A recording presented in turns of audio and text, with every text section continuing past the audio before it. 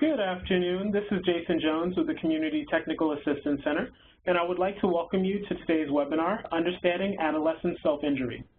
Before we get started, I want to take a moment to orient everyone to the WebEx system so you know how to participate in today's event.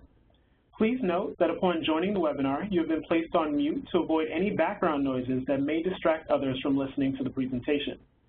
If you come across any technical issues during today's event, please chat to the host who will be able to assist you. You will have the opportunity to submit questions for the Q&A portion of today's presentation by utilizing the chat box feature, which is located on the right-hand side of your screen. If it is not visible, click the dialog bubble on the top right toolbar and it should appear. In order to ensure that we are able to answer as many questions as time permits, we are requesting that you send in your questions at any point during the webinar, and we will address them during the Q&A portion of today's presentation. We are very excited to have with us today Dr. Janice Whitlock, Director of the Cornell Research Program on Self-Injury and Recovery, and a research scientist at the Bronfenbrenner Center for Translational Research. Once again, thank you for joining us. I will now pass it along to Dr. Whitlock to get us started.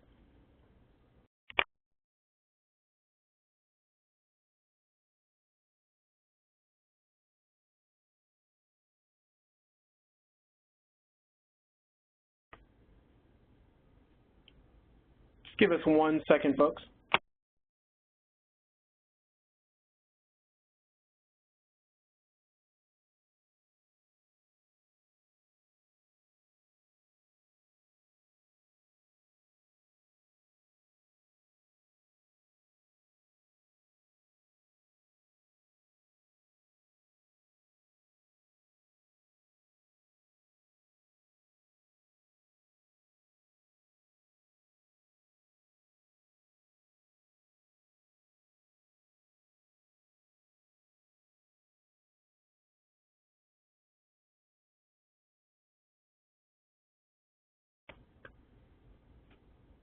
Give us 1 second, folks. We're having a little bit of technical difficulties, but we'll be right with you.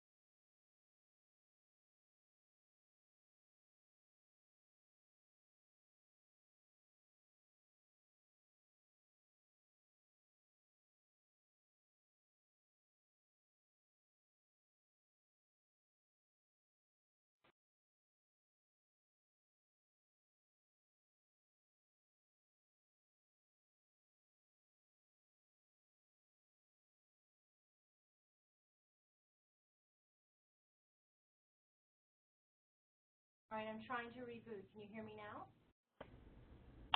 Yeah, we can hear you. It's just a little low. A little low, okay.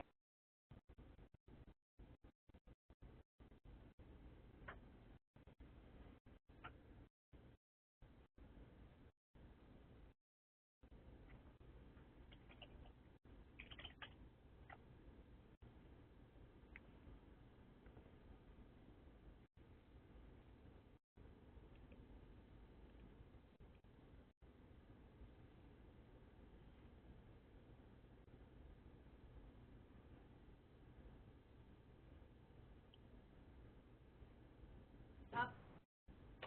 Or am I out again? We can hear you now. Okay, great. So the other thing I wanted to let you know before I get started is that if you Google Cornell and self-injury, you'll find my research page or my website, and there's a resources tab on there that has all sorts of downloadable materials for anybody who wants them. So I don't want to forget to say that because everything there is free for you to use at any time for any reason. And if there is information that you'd like to have that we don't have there, feel free to get in touch with us and we'll try to get those resources to you. All right, my goal today is pretty straightforward. I want to give you a little background information on self-injury. I want to talk about common presentation in adolescence, along with comorbidity, which is sort of the relationship to other disorders, and talk a little bit at the end about detection and intervention, as well as some resources. So I'm not going to spend a lot of time on anything because we don't have a lot of time, and this is something that I do use days to train for. But I'm hoping you can walk away with kind of a bird's eye view. Oops. Go back. So let's start with the definition of non-suicidal self-injury. So for our purposes today, what we're talking about is something that would be defined as the deliberate, direct, and self-inflicted destruction of body tissue resulting in immediate tissue damage for purposes that are not socially sanctioned and without suicidal intent. Believe it or not, it took us about 6 months as a research community to come up with this definition. It's been slightly modified to include people who use non-suicidal self-injury to regulate emotion. But otherwise, we landed on this to recognize 3 things. One is that there is a phenomenon that we call this NSSI that is distinct from suicide, and though it's it has a relationship to suicide that we're going to talk about, it is sort of its own phenomenon, and that it is undertaken without suicidal intent. It's actually, paradoxically, as we'll talk about in a second, suicidal self-injury is often taken with the expressed intent of feeling better. And I imagine I will say this again, but just in case I don't, it's one thing I really want to pound home to people is that impulse to feel better is something you can really work with in young people, even though the pathway to feeling better, self-injury in this case, isn't ideal. The impulse is something that is workable. For purposes not socially sanctioned, is there to indicate that we don't include tattooing and piercing as non-suicidal self-injury, largely because there are subgroups for whom that's taken with aesthetic purposes and wouldn't be considered an NSSI. That said, in every study that includes tattooing and piercing, it's pretty clear that for people who do a lot of tattooing or piercing, there might be some overlapping function related to the pain offset mechanism we're going to talk briefly about in a minute. I put this in here just because I wanted to let you know, because many of you probably will be trying to figure out this question of how worried should I be if you encounter somebody who injures. There is a sort of a way to think about it that starts with this broader context. So non-suicidal self-injury is part of what we would call direct self-harm. That's the blue box here on the left. And that includes suicide attempts and what we call major self-injury, which I'm not going to be talking much about today or any at all, which is self-inoculation and auto-castration, gouging out eyes and sort of mutilating in pretty significant ways the genitals. And then what we call atypical self-injury, mutilation of the face, eyes, breasts, genitals, and multiple sutures. Those are forms of self-injury that happen but are pretty rare, and you probably wouldn't see those in community populations of young people very often, if at all. Those are usually indication of psychoses and other kinds of disorders that are pretty extreme, and usually someone's already in a psychiatric system by the time something like this happens.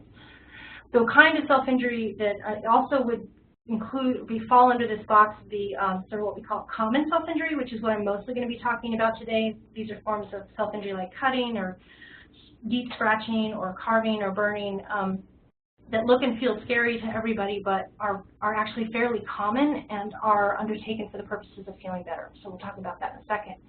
There are, however, indirect self-harming behaviors that pretty much everybody's mind goes to when we start talking about this, and that includes anything that can be harmful to the self, including but not limited to substance abuse, all forms of eating disorders, other forms of unhealthy risk-taking, such as driving really quick, trying to speak too fast, driving really quickly, or exercising to excess, use or misuse of prescription drugs, or anything else that you could think of that would be harming. When we start to assess from a clinical perspective self-injury, one of the big questions is, where does this fit in this other larger constellation of self-harm? And by and large, all my clinical colleagues will say, if non-suicidal self-injury in the more common forms is happening independent of anything else, it's definitely something to worry about. But it's not as complex a case, perhaps, as if you have a young person who has multiple forms of indirect and or direct self-harm. In cases where you've got someone who's suicidal and who also may have an eating disorder or is using drugs, you've got a more complex case, and you can expect that it's probably going to need psychological intervention, and it's probably going to take some time. And in psychology, in the clinical world, non-suicidal self-injury might not even be sort of a clinical focus for a while, depending on what else is going on. Because of all the kinds of harms that people can do to themselves, it's concerning, but there are worse. So why do we worry about it? This sometimes comes up, especially in community populations of youth. You know, people will say, well, if it's just going to pass, or if it's not very harmful, why worry about it? It's a good question. One is that it is a harbinger of other more lethal conditions. It definitely indicates underlying distress that may increase risk for suicide and or other chronic conditions. When there's a young person or an adult in my life who's injuring, I know that they're experiencing some level of emotional overwhelm, that they may experience actually as emotional overwhelm in the form of anxiety or depression, or as total dissociation, which is sort of getting away, you know, like completely muting the emotional overwhelm because it's so overwhelming. I know that there's something going on that's bigger than they feel like they can handle. And that bigger than they feel like they can handle is going to need to come out in some, it will come out in some fashion, whether it's non-suicidal self-injury or one of the many other things humans do to deal with things like that. So it's kind of a dashboard light. If somebody's injuring, it's a dashboard light to other things going on. It really can cause unintended severe injury. I can't remember if I put this in here, but in our studies and other people's studies, close to 30% of people will say that they self-injured more intensely or more severely than they intended to, which means that they actually cut deeper than they intended to. Often in those cases, they really needed to seek medical assistance so that they could get stitched up, and often in those cases they do not. I think it's only 6% of people who indicate that they've ever done that actually ever seek medical treatment, because mostly what happens is they go into a shame cycle and they will do all sorts of other things to deal with the wound besides getting the kind of help that they need, and they can end up with some pretty bad scarring that way. And that can lead to lasting disfiguration. And this can't be emphasized enough, because at this point I've seen a number of young people who injured a lot. Even if they only injured for a few years through their adolescence, the scars remain on their body, and it's something they have to think about and deal with all the time. Like a young woman I know who she's now well beyond that. She's in her close to 30s, and she's got scars in a lot of different places, and she works at a geriatric day home, and she loves working with these elders. But she always has to stay covered because she doesn't know how to answer their questions about why she has so many scars, and she's quite concerned that her boss will find out and think she's not stable. So that's the kind of thing that can sort of follow someone through life. It can be contagious in institutional settings and in school settings. It does tend to, it has this sort of sexy veneer for some people, and it does spread, and it creates a lot of challenges for institutions in that way. And mostly it's really stressful for people who love and or live with someone who uses it, especially parents. They often don't understand, and as I'm sure most of you know or can imagine, when you run into someone who's injuring, it feels very much like a suicide gesture, and that's really viscerally scary. Lifetime estimates range quite a bit in studies from 7% up to even more than 25% in community samples, depending on especially the tool that you're using and what you're assessing. I'm pretty comfortable saying that probably in most of our secondary schools, 20 to 25% of our young people have injured at least once. So a chunk of those will try it and they'll never do it again. It's not their thing. But 70, at least in our study, 70% or so say that they do it repetitively, meaning that they kind of go back. They use it to self-soothe, and they may or may not actively do that for long periods of time. A lot of people will go in and out of cycles of self-injury. We'll talk about that in a second. It's much higher in clinical populations. 65% is kind of conservative in clinical populations. Recent review, a big meta-analysis across all of the countries for which we have data showed estimated point prevalence rate of what you see there on the right side. I think for the states, that's the 13% among young adults and the 17% among adolescents is about right. I think most of our studies run a tiny bit higher than that. And then an estimated, if the question is like how many kids are walking around on a school campus or a college campus who are actively using self-injury in one form or another to self-soothe over time, it's an estimated 6 to 10%.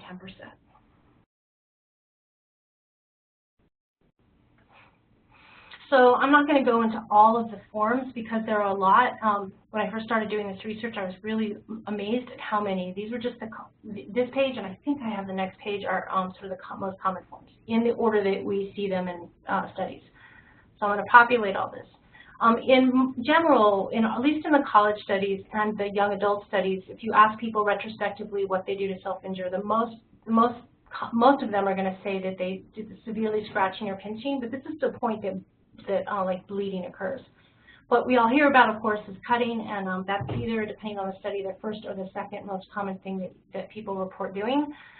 They also report banging or punching objects to the point of bruising or bleeding, but with the overt intention of hurting themselves, and that's the part that's missed, because this looks like outward directed aggression, and of course it is. But there's also an internal focused component to it that we often miss in assessment, and I suppose it's not surprising to learn that this is slightly more utilized by males than females. Similarly, punching or banging oneself to the point of bruising or bleeding, biting to the point that bleeding occurs or really deep marks remain on the skin, ripping or tearing skin, which is kind of like, I don't want to get too graphic, but what you'll see a lot is like people will chew on the lips or the mucous membrane right inside the lips, or the cuticles. They'll pull the cuticles all the way down the fingers. Pulling out hair, eyelashes, or eyebrows, but again with the overt intention of hurting the self. That is often conflated with obsessive compulsive disorder, and of course it is. So the distinction here is that there's a clear intent to hurt. Intentionally preventing wounds from healing. So this was not indicated in the newest DSM, where self-injury was identified as a diagnosis in need, a potential diagnosis in need of further research. But I keep it in here largely because there are many cases in which people will do wound interference that makes it so much worse that an original small wound ends up covering a much larger area, and it's very clear that part of what they're after is the self-injury function. Burning and then rubbing glass or other objects into the skin. There's more, as I said, but these are the things that you're probably most likely to see in community populations of kids. Where, and basically everywhere, is not a part of the body that's excluded as, that you never see it on.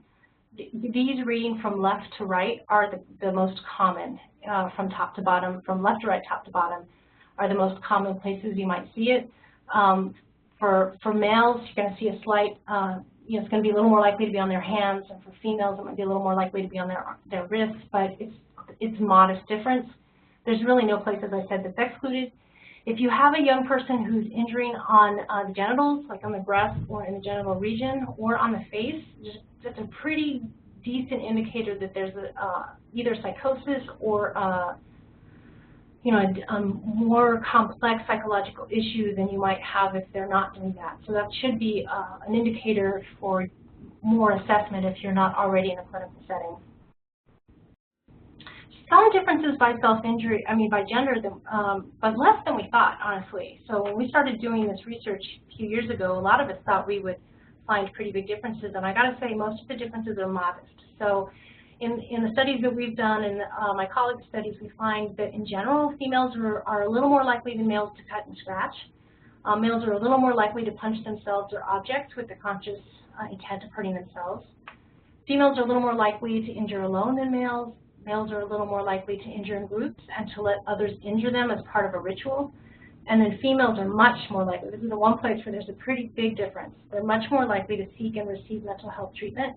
They're more likely to disclose it. They're more likely to, other people are more likely to know.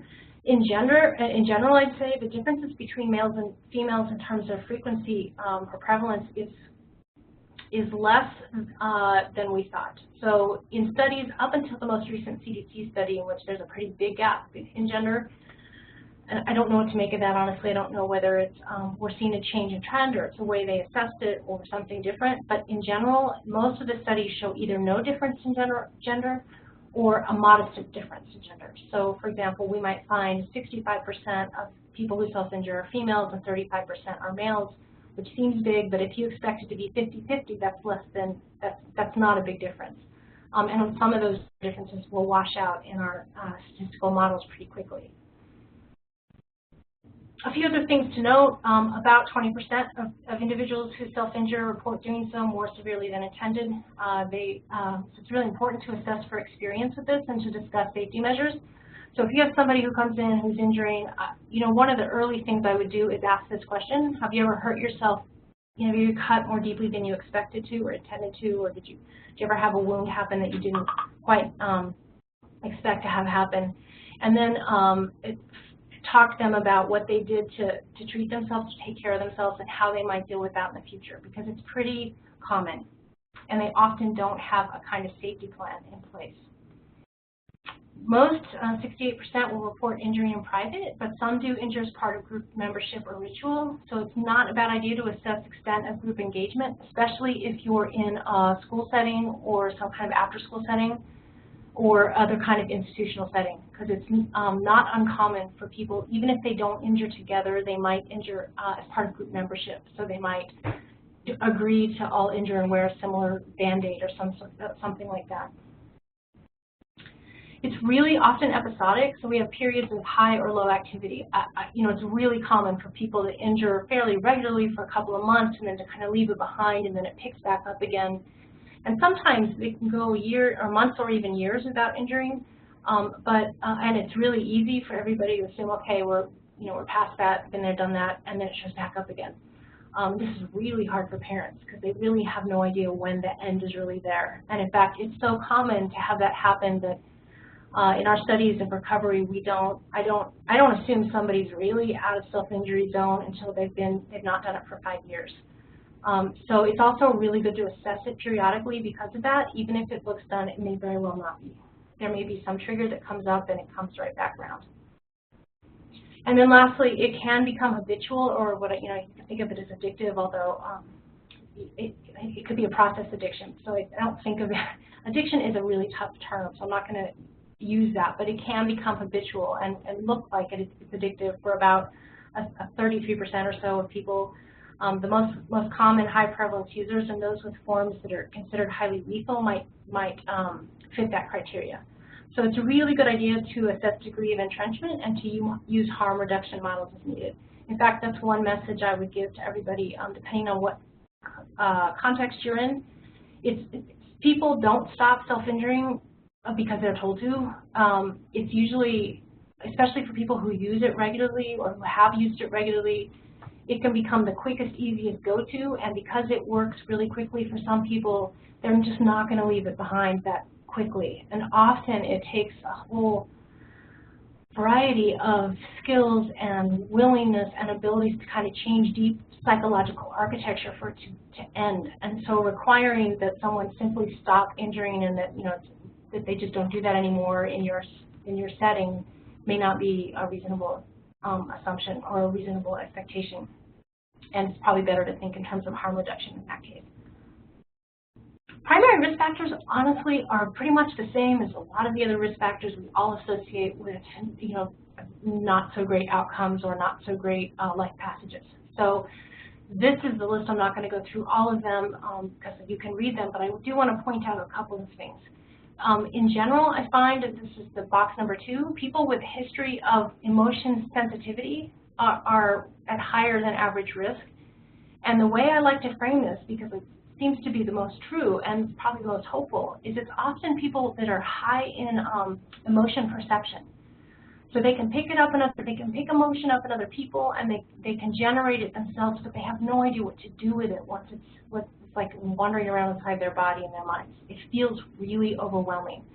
And it subjectively feels much more overwhelming than it does for somebody who doesn't have this, and there actually are some neurological correlates to that, which are really interesting. Like, if you were to be able to scan that person's brain and someone else's who doesn't have that brain, you would actually see differences in, intensity. So they actually do experience it as more intense, and they really don't know what to do with it. So often the path to stopping self-injury is acknowledging that you have this, what can be a gift, but that you're going to have this deeper than average need to learn how to work with it. And the other thing is they tend to have a tendency toward negative cognitive style. So they tend to have more negative filters. So if something happens, they're a little more likely than the average person, even the average teenager, who's going to have more negativity in that part of their life than any other part of their life for developmental reasons. They tend to sort of run it through these negative interpretive screens. And so we'll often have to learn how to work with reframing things in a way that aren't so, that don't cause so much negative emotion buildup.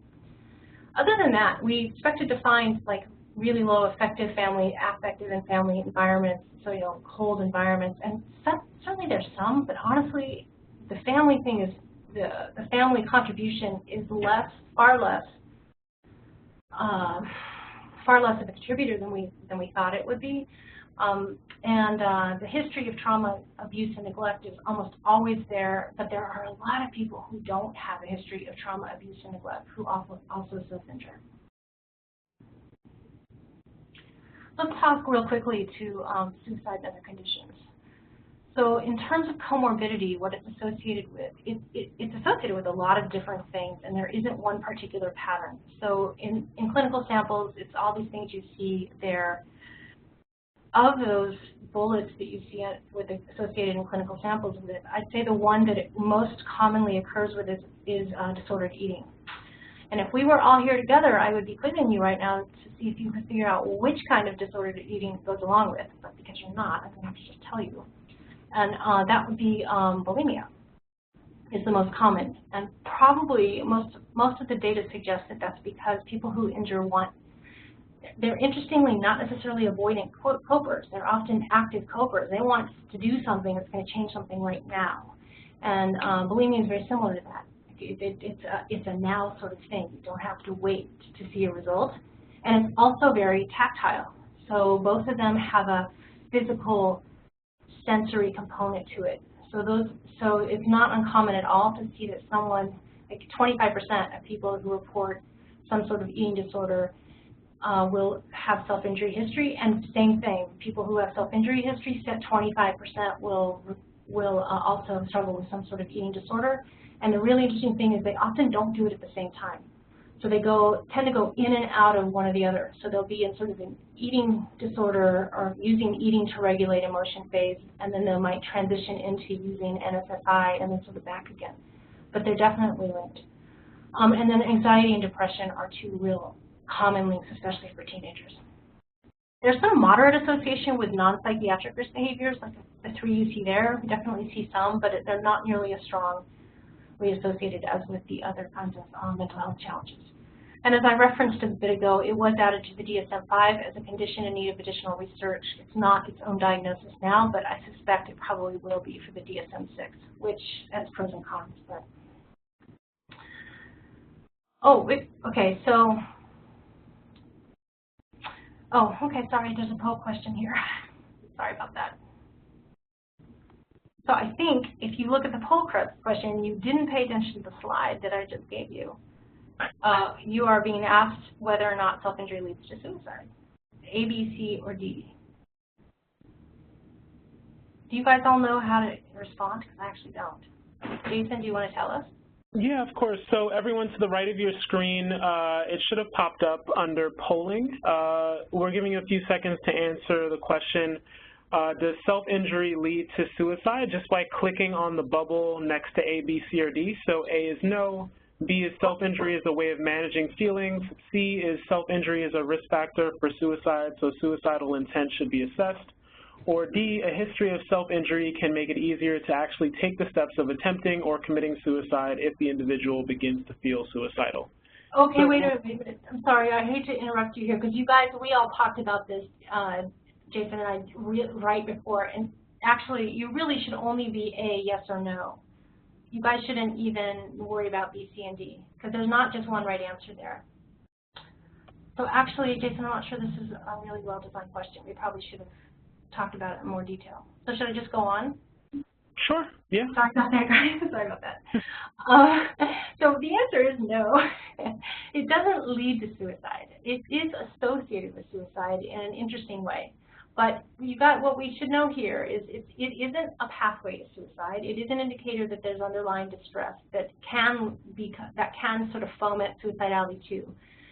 Self-injury, non-suicidal self-injury, is a way primarily of managing feelings, and that's why I said earlier that that's actually, people want to feel better, and that's good. You can work with that. You can say it's great that you want to feel better. Let's see if we can find another way to make that happen. It is, however, a risk factor for suicide, so it really should, suicidal intent should be assessed. If somebody's actively injuring, like if I have somebody in my life who's actively self-injuring today, then I'm not actually worried about them being suicidal today, because it says to me they're dealing, and this is the way they're dealing. But it doesn't say much about tomorrow or the next day or a month from now, because it means to me also that this person is someone who's having emotions that feel, and thoughts that feel overwhelming, and suicide, and this may stop working, or it may not be satisfying in the face of something that's even bigger. And so suicidality, which is a pretty extreme way of managing feelings, we can construe, because it just means I just want to end all feeling together. I don't have to worry about managing this. It's too hard. So it's potentially an option out there in the future, short or far away.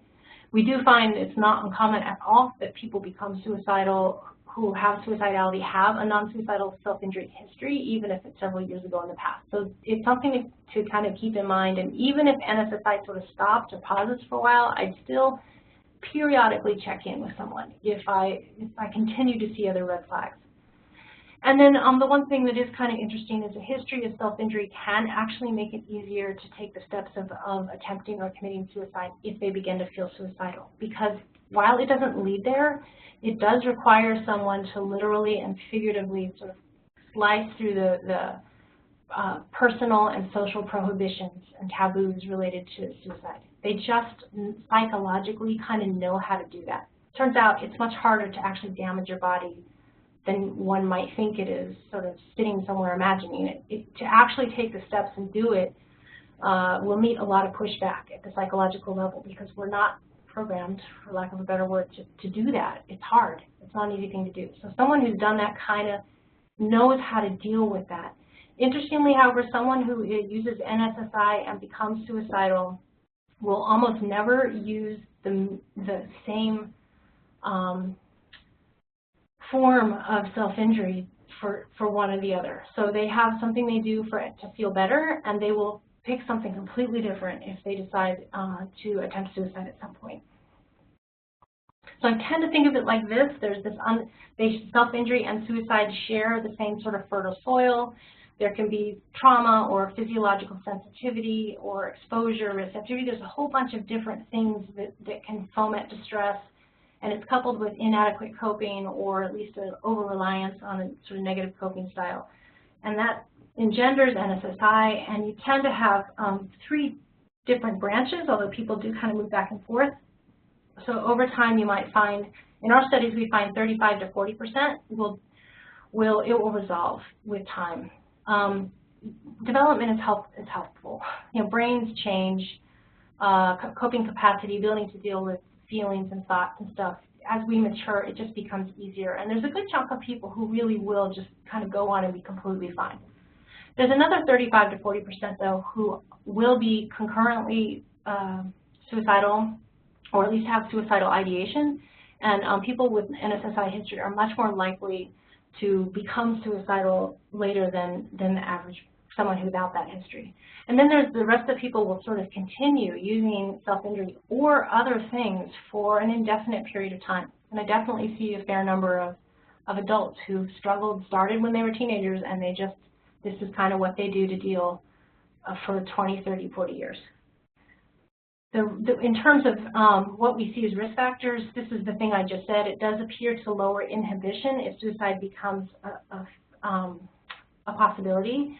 And the risk of moving to suicide from non-suicidal self-injury is predicted by less than I thought. What we found is about, over 20 self-injury incidents over the life course.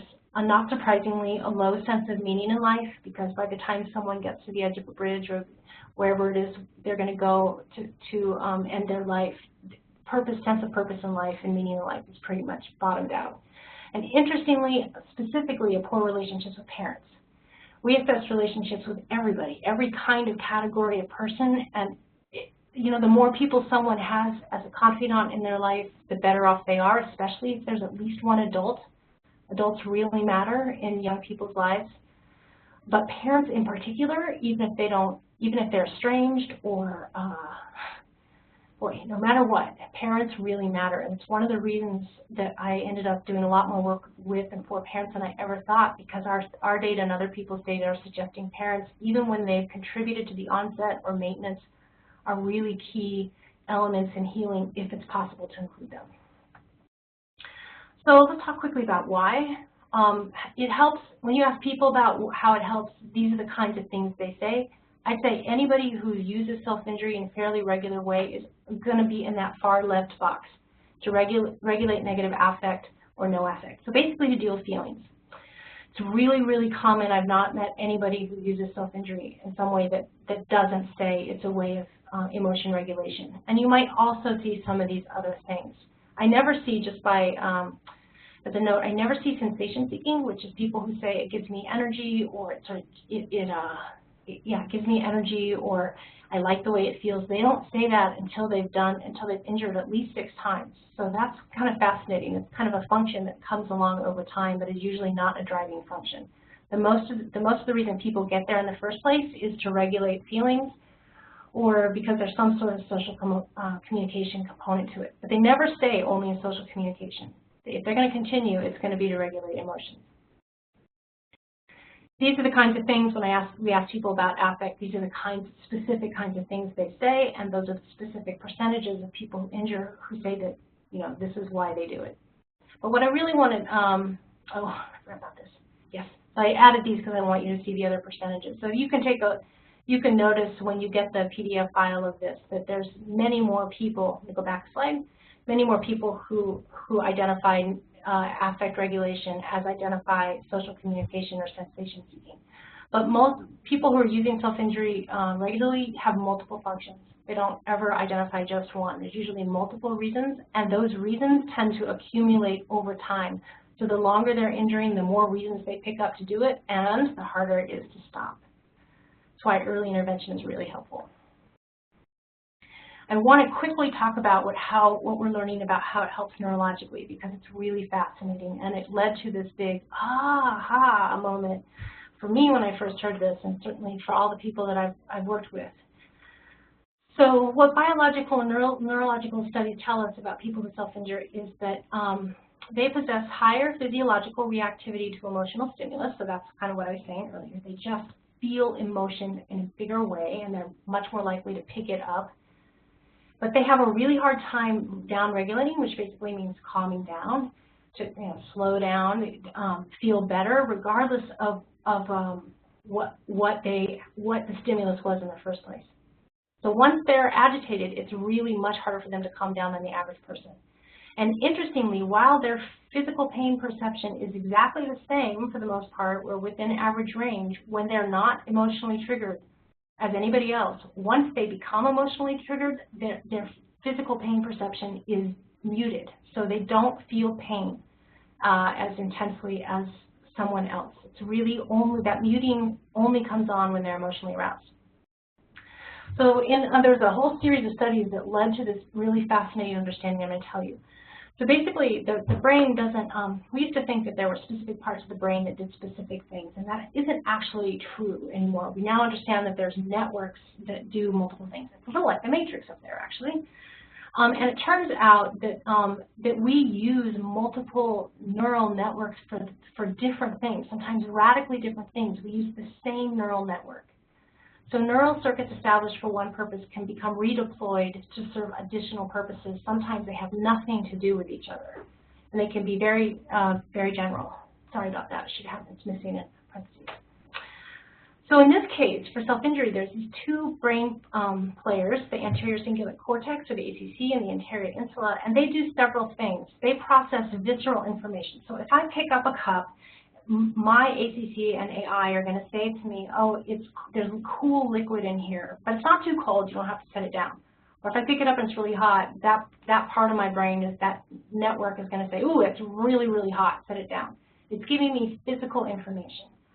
Turns out it's really those very same networks are also strongly tied to how I feel. So if I look at you, if I could see your faces, and I would be picking up, my ACC-AI would be helping me to process how I perceive you perceive me. Oh, they like me or they don't like me. They're puzzled. They have no idea what I'm talking about. That part of my brain would be doing the exact same thing. So this part of the brain is really strongly implicated in the affective component of pain. So the way that they got to this research had nothing to do with self-injury. That was sort of secondary after we started to figure that these things are linked. But it turns out physical pain perception is linked because they share neural networks with emotional pain perception, especially rejection. So there's this really interesting overlap. Turns out because they're yoked in a way, they can be targeted, for example, for pain reduction by some medications, like Tylenol affects the ACC-AI region because it's pain perception. Ibuprofen does not. That's really about inflammation reduction, not ACC-AI. It turns out if you take Tylenol, or one takes Tylenol when someone's feeling emotionally upset, Tylenol will down-regulate perceptions of emotional upsetness because it's that same neural network that's at play as when I, hurt my hand and I would take Tylenol to mute some of the pain perception. It leads to some really interesting brain tricks. For example, if I'm holding a cup of warm coffee when I meet someone new, I'm more likely to describe that person as warm.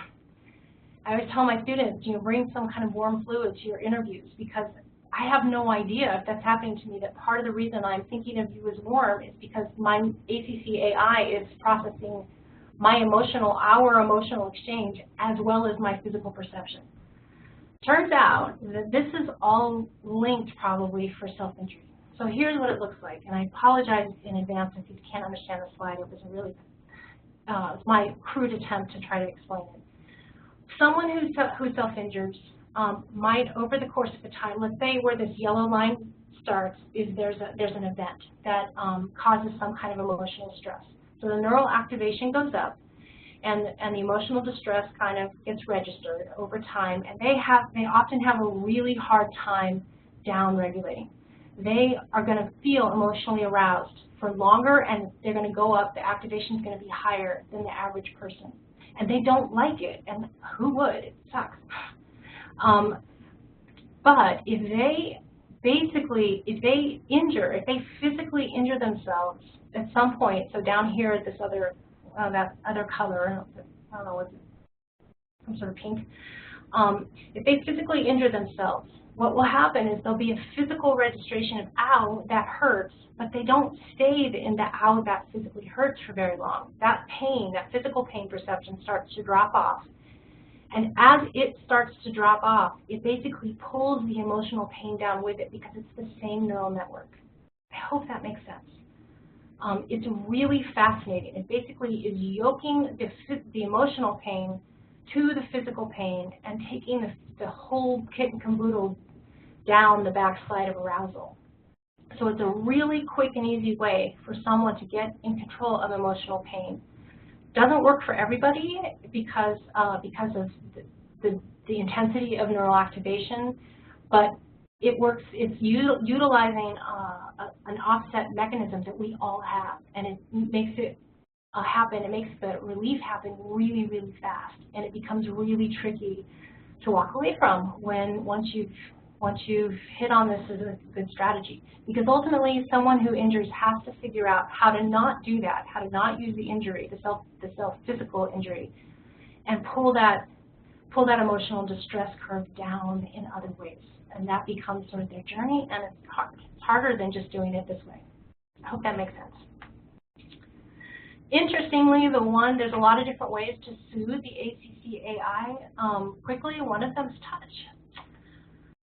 Oh, so here's just a description of what pain onset and pain offset is. Sorry about that. They're yoked, right?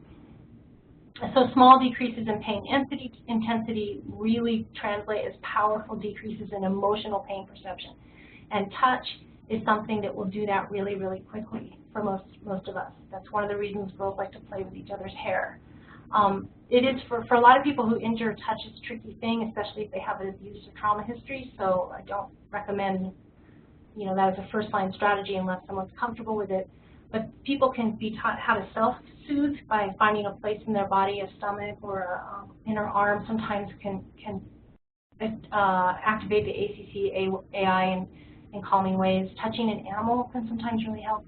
Even actually walking barefoot in the grass can do the same sort of thing. It's quick and easy usually, and it works pretty quickly. All right. So I just want to quickly let you know that it can be contagious. We talked about that a little bit. People who have a lot of emotional ups and downs or who struggle with other mental health challenges are definitely at higher than average risk of adopting the practice. There's a lot of conversation that can happen around contagion, but these are my quick and easy takeaways. It's a really good idea if you think it's happening in your organization to limit overt discussion and display of wounds. That just needs to be a bottom line that's agreed on. And if they're going to be group sessions or group conversation or therapy, it really needs to focus on underlying feelings and other ways of handling feelings rather than self-injury or even the particular reason someone self-injures, because even if you're not talking about the behavior, the narrative that gives rise to the self-injury is pretty contagious too. And it's really helpful to identify and engage individuals sort of at the epicenter. So those are people who might be the peer everybody's looking to, or who might have, they might be the long-standing person who's done this for a while around which everybody's sort of gathering. If you can engage them as an ally in reducing contagion, it's always helpful. It's not always possible. There are personality factors that go along with this that can make that tough. But if it's possible to engage them as an ally and recruit them as sort of a peer leader and helping them to understand that basically, their friends may be hurt by this, that can really help stop things. And it's good for the person who injures, because a lot of the times someone who injures really perceives, rightly or wrongly, or validated by people in their environment or not, that they don't have a lot of control in life, and this is one way that they can really exercise control. It has a lot of agentic symbolism, and so engaging them as sort of a leader and as an ally and as a partner can really help sort of remedy that sort of underlying psychological construct. Intervention and treatment. So self-injury is notoriously difficult to treat. There aren't, there's a paucity of studies, treatment studies, but that will be remedied in some number of years, but partly it's because it's pretty resistant to a lot of treatments. People don't tend to stop until they are ready to stop. They need to deal with, remember that yellow line that gets up there, they need to figure out how to work with that in a way that isn't going to be as quick and effective as they perceive self-injury to be, and they can be resistant to that, they can feel like they don't know how to do it, and so forth. So it can take a little while. But these are the kinds of, the things on the left are the kinds of things you see most often in treatment. I'd say DBT, dialectical behavior therapy, is the one that is the most studied and people talk about as the most efficacious. If we distill all of the different elements of the treatments that are sort of either in the literature or that my colleagues talk about as being useful, I'd say that these are the core components. So to the degree that you can help somebody enhance emotion literacy, like just be able to talk, give nuanced words to the feelings that they have, because again, they feel a lot and they often feel many different things, like a rainbow of feelings, and they don't often know how to talk about it in a way that captures it well. And then work on just accepting that they have this talent or sensitivity, and then learning how to work with it is critical. That's one of the hearts of all treatment all treatment approaches. Being able to work with negative cognition and self-regard. They often have low self-compassion. They really tend to be highly judgmental, especially of themselves. Other things are teaching people how to have more aversion to blood and pain. I think that they tend to have lower than average aversion to those things. Tolerating distress and adversity. Go back to that yellow line in your mind. Once they're sort of up there, part of the things that they often don't know is that they won't stay up there forever. If they can last 15 minutes, it's usually no more than 15 minutes that it's sort of riding up there at that high discomfort zone space. And eventually, within 15, 20 minutes, the emotional agitation will just naturally start to drop off. If they can learn how to just live through that, it really, really helps. So in, we were doing our recovery studies, people talk about just if they can teach themselves to leave the space where they got triggered, whether it's, a phone call or a conversation with someone at home, like physically leave the space and go for a walk and just live through that 15 or 20 minutes, the urge, the need to injure will drop off naturally. Being able to come into the present moment, mindfulness kinds of techniques really work very well with people who injure if they're willing to try it, if they want to stop. Just being able to do other things, practice other ways of coping, like taking a walk or painting or doing other things, listening to calming music, whatever it is they and their therapist decide might be a good approach to try. Core components often engage social ecology and context, especially for the complicated cases. It's really rare to not have to work with families or other kinds of larger social systems in which someone lives and operates. And then most importantly, in a lot of ways, once they start to decide they want to do something different, is they got to practice it when they're not totally triggered. It's really helpful to come up with 2 or 3 things someone thinks it might work, and when they get a little triggered, practice that. Don't wait until the major trigger happens before they practice.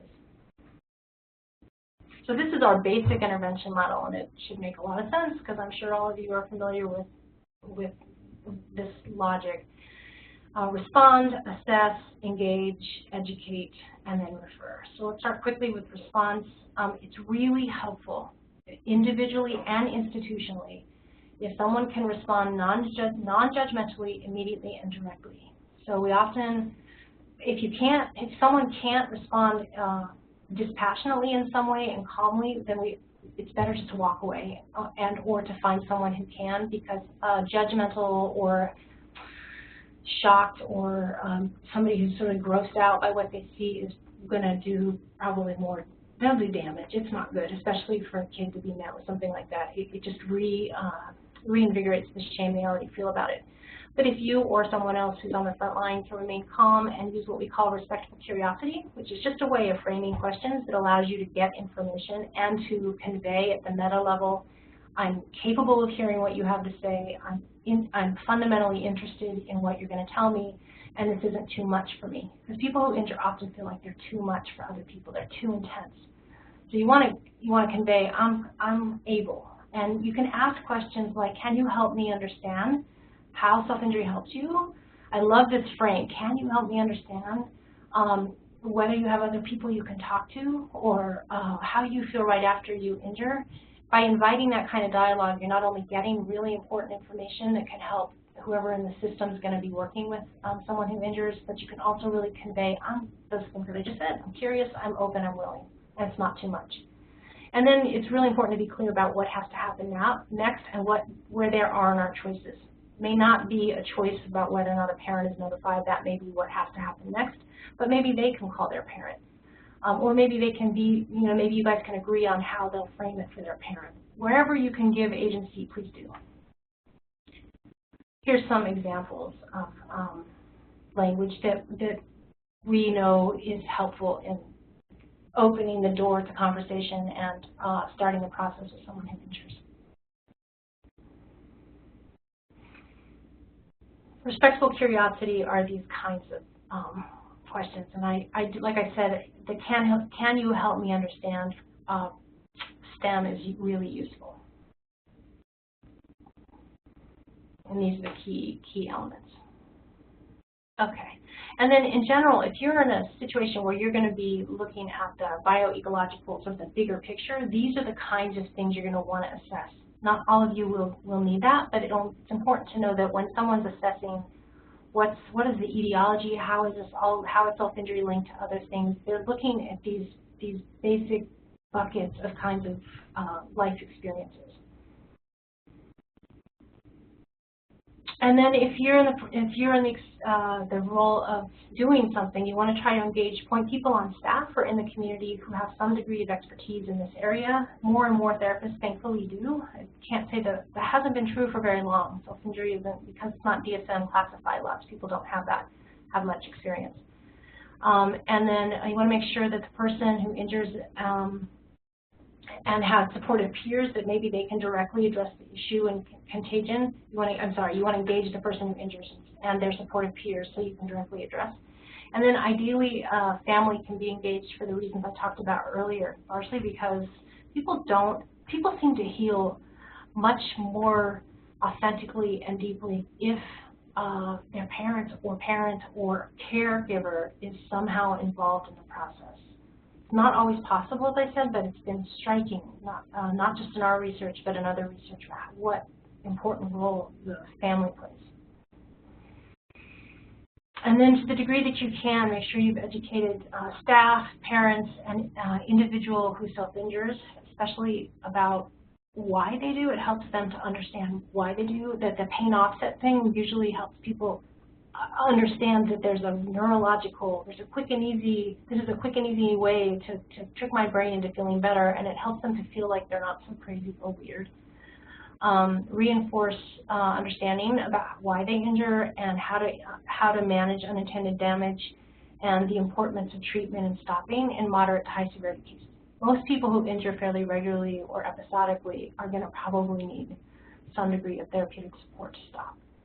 And in terms of educating peers in schools, we really recommend that you don't do big sessions on self-injury in schools or something like that. You can talk, though, about the ways that peers or themselves might experience stress, and self-injury is a part of that, and you can acknowledge that it exists and talk a little bit about it, but I would not dwell on it. I wouldn't go into forms. I would just say, here's how you recognize it, here's how you notice it in yourself and others, and here's how you can respond in a functional way.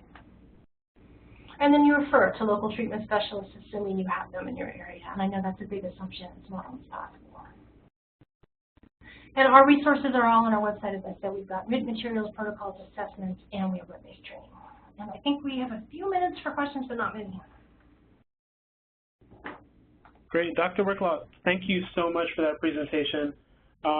Yeah, as you said, we only have a few minutes for questions, so I'll most likely take two. I do apologize for everyone. We're going to include the questions and answers on our website afterwards. We do apologize. We got started a little bit late because of technical difficulties, but we'll make sure that we answer a few right now. So the first question came in a while ago. It relates to male group rituals when it comes to non-suicidal self-injury. So the question is it male group ritual more related to gang or even fraternity initiation with goals of inclusion and not typically reasons for NSSI? Can you repeat the first part of it again? I'm sorry. Yeah, is male group ritual more related to gang or even fraternity initiation? Oh, that's a good question. It gets like multiple. Early in my research, I was doing a lot of qualitative interviews, and a striking number of men said that they got involved with self-injury through things like that. A couple of people said it was in the military when they were doing, you know, who's the toughest, and they would hold lighters underneath their arms and things like that. But what makes it different here is that a lot of times people who self-injure will continue to do it on their own, independent of the male group ritual, so or just any group ritual. So I know that there's a really interesting, complicated interplay, and it's impossible to parse it out, but yes, they're linked. Great, thank you. And just the second question that we have, and then I think we'll close, is have you seen or found a relationship between borderline personality disorder and SSI? Oh yeah, and I'm sorry that I should have probably put that in the comorbidity if I didn't. Yeah, I mean, like if early in our research, again, if you ask psychiatrists, and even now, if you say something about self-injury, immediately they will say borderline personality disorder. I mean, it is a criteria for borderline personality disorder. It's one of them. And it's still, yes, it occurs that way. It's just that it's so clear that there are a large number of young people. In one study, 44% of people in community settings who self-injured were not anywhere near borderline. In fact, 44% had absolutely no other comorbid conditions. They weren't even reporting any kind of anxiety or depression or eating disorders. So it's that group that's sort of clearly independent of borderline and maybe independent of anything else is a really fascinating group, and self-injury in that group is fascinating. But yes, if someone's borderline, the chances are decent that they're going to be injuring as well. But I wouldn't go the other way. If someone's injuring, I would not say they're likely to be borderline. That would be even. Great. Thank you so much, Dr. Whitlock. We really appreciate the content as well as a really great discussion. And yeah, thank you so much for the presentation. All right, everyone, I do want to thank you all for joining us. And I also want to make sure that you are aware of our next set of offerings. The first is on Tuesday, July 31st from 1 p.m. to 2 p.m., and that is Family Engagement in Substance Use Disorder Services. And the next is Wednesday, August 1st from 12 p.m. to 1 p.m., and that's From ACEs to Assets, Supporting the Growth of Resilience to Improve Education, Health, and Wellness Outcomes. Thank you, everyone, for joining us today. So we will get the recording out to all of you as well as the answers for the other questions that were asked, in addition to a number of resources from Dr. Whitlock if anyone is interested in continuing with this topic. Thank you, and we'll see you next time. Goodbye.